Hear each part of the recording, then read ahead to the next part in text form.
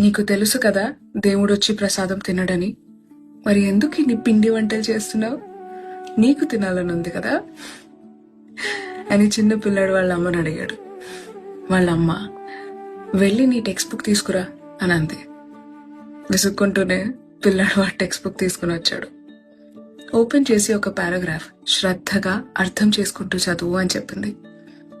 పిల్లాడు చాలా శ్రద్ధగా అర్థం చేసుకుంటూ చదివాడు. వాళ్ళమ్మ టెక్స్ట్ బుక్ తీసుకుని, నువ్వేం చదివావు, నీకేం అర్థమైందో చెప్పు అని అంది. పిల్లాడు చాలా గర్వంగా అండ్ చాలా కరెక్ట్గా ఏం చదివాడో చెప్పేశాడు.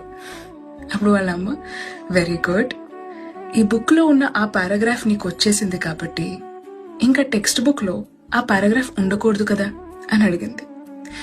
పిల్లాడు షాక్ అయ్యి, అదేంటమ్మా, అది ప్రింట్, అది ఎలా వెళ్ళిపోతుంది, నాలెడ్జ్ అది ట్రాన్స్ఫర్ అవుతుంది బుర్రలోకి, దాట్స్ ఆల్ అని అన్నాడు.